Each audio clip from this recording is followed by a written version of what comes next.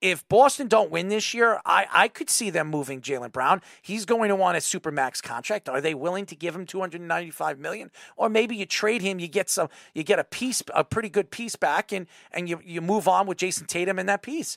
I mean, if Luka Doncic becomes available in the offseason, maybe Boston says, you know what, we trade Jaylen Brown, Marcus Smart, and somebody else, and try to make a move for a Luka Doncic, and you have Luka playing with Jason Tatum.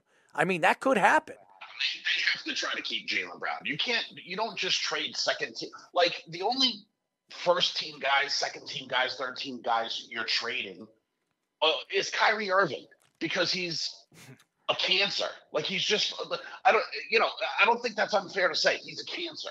Like, nobody wants, like, Dallas was probably going to make the playoffs. They traded for Kyrie Irving and they went straight into the shitter.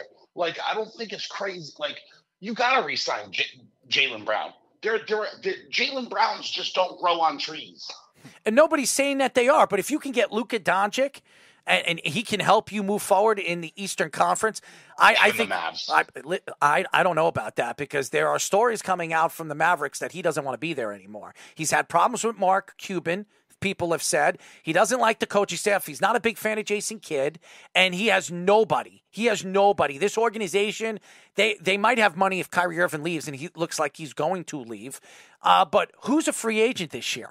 And what do they have to trade if they need to trade somebody to bring in a player? They don't have anything. The only piece that they have that they can move to get a lot back for him is Luka Doncic. And I'm telling you, I could see the Celtics looking at Luka Doncic if it becomes available. I could see the Knicks doing it. I could see a lot of Eastern Conference teams, including the Atlanta Hawks, that have a tremendous amount of player stock. And Trae Young doesn't seem like he's the guy. He's the same guy that they traded for in the draft. Why not bring Luka Doncic over there to Atlanta to help Atlanta out with the team that they have over there? Anything is possible. And I don't think Luka is staying there with Dallas. I really don't.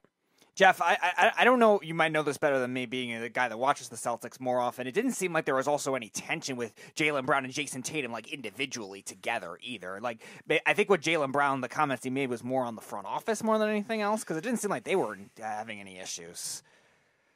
And sometimes it looks like they are, and like nights like tonight, they were laughing and hugging and all kinds of stuff, and sometimes they just look disconnected, but other times they look like best friends. So I couldn't even give you a straight answer whether they hate each other or like each other. But it's weird. The relationship is weird.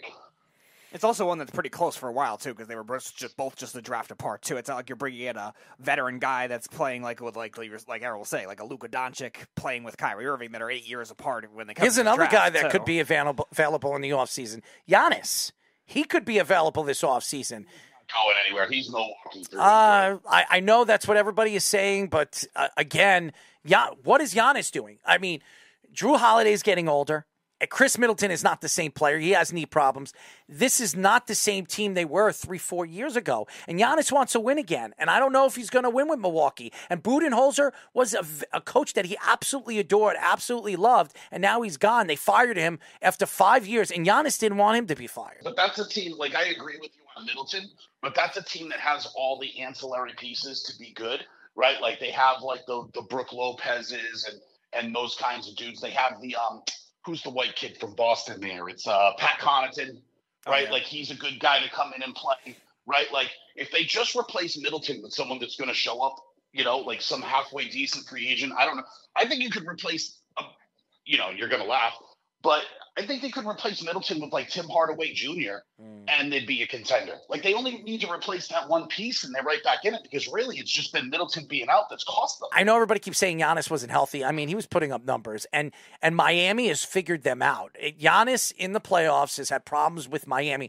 They keep him on the perimeter. They make him shoot the ball. They make him uncomfortable going into the paint. That's the way you stop Giannis, and I think Miami has been unbelievable in the last 2 years against Giannis in the playoffs. So I don't know. I think a lot of this year is why you see, like, and I know people are going to complain about it, and you're going to say take money away from people because that's what your solution was before. But I think this is why you see load management during the season, because it is a long season. People do get bumps and bruises, and there were a lot of people that weren't healthy coming into the playoffs, and this is why you see load management, because everyone needs to be healthy. Otherwise, people like yourself go, oh, they're falling apart.